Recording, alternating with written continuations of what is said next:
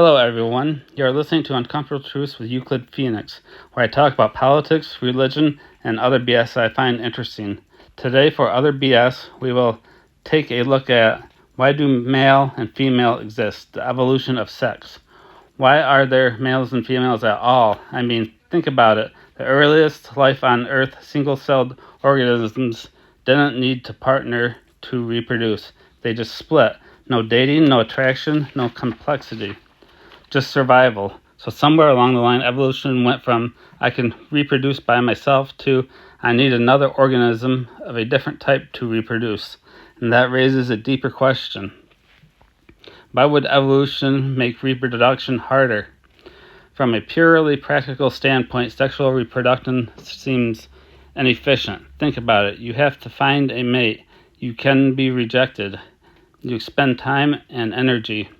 You only pass on half your genes. Compare that to asexual reproduction, no partner needing, faster reproduction, 100% of your genes passed on. So why didn't life just stick with that? The beginning, asexual life. The earliest life forms on Earth were simple, single-celled organisms reproduced through processes like binary fission, basically splitting into two. It worked, and it still works today for many organisms like bacteria. So evolution didn't start with male and female. It started with self-replication, the first step towards sex. At some point, something changed. Early organisms began exchanging genetic material. Not reproduction yet, just sharing DNA. Why would that happen? Because genetic variation is powerful. If all organisms are identical, a single disease can wipe them out. A change in environment can destroy them. But if there's variation, some survive. Diversity, survival advantage.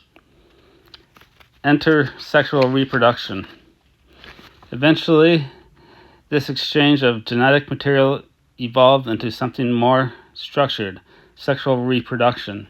Instead of just copying themselves, organisms began combining genetic material from two sources. Why is this better? Because it creates new combinations of genes every generation. This means faster adaptation, greater resistance to disease, more evolutionary flexibility. The trade-off. Here's the trade-off. Sexual reproduction is less efficient, but more adaptable. And in the long run, adaptability wins. The evolution of the two sexes. Now we get to your core question. Why male and female? Why not just random mixing? The answer starts with gametes. In sexual reproduction, organisms produce specialized cells called gametes, sperm and egg. At first, they weren't different. Early organisms likely had similar sized gametes. This is called exogamy. The shift to two types. Over time, something interesting happened. Natural selection began favoring two different strategies. Strategy 1, produce many small, mobile gametes. These could move, search, and compete. Strategy 2, produce fewer, larger, nutrient-rich gametes. These could support early development. The result, instead of everyone doing the same thing, evolution split the roles. Small, mobile gametes, sperm, large, nutrient-rich gametes, eggs. That's the origin of male and female. Male produces small gametes, sperm. Female produces large gametes, eggs. Why this works? This system creates a powerful dynamic. Males can produce many offspring quickly. Females invest more in each offspring. And this leads to something bigger, different reproductive strategies. The ripple effect. Once you have two sexes, everything changes. Behavior, attraction, competition, social structures. Sexual selection. Beyond survival, a new force emerges. Traits evolve not just to survive, but to attract mates.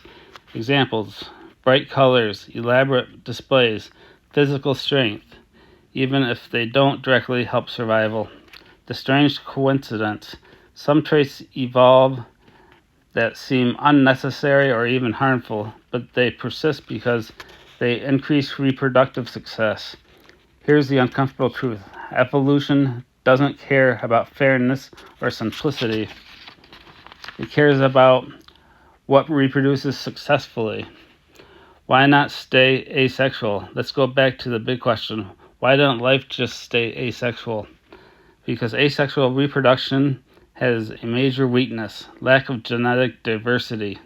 Long-term effect. Over time, mutations accumulate, adaptation slows, extinction risks increases. Sexual reproduction fixes this.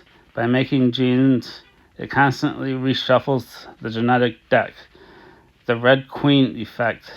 There's a concept in evolutionary biology called the Red Queen hypothesis. Organisms must constantly evolve just to survive because parasites evolve, environments change, and competition increases. Sex helps keep up. Sexual reproduction also allows faster adaptation. So why male and female specifically? Because this two-strategy system is stable. Think about alternatives. Only type 1, less diversity. Multiple types, inefficient. Two types create balance. One invests in quantity, one invests in quality. Final answer to the question. So why male and female? Because evolution favored a system that maximizes both genetic diversity, reproductive success. Deeper reflection, but here's where it gets interesting. What started as simple genetic exchange turned into attraction, relationships, identity. The bigger question, what began as a survival mechanism, became one of the most complex aspects of life.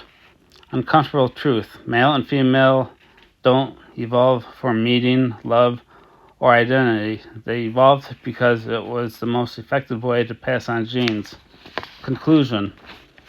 So the story looks like this. Life began with simple self-replication.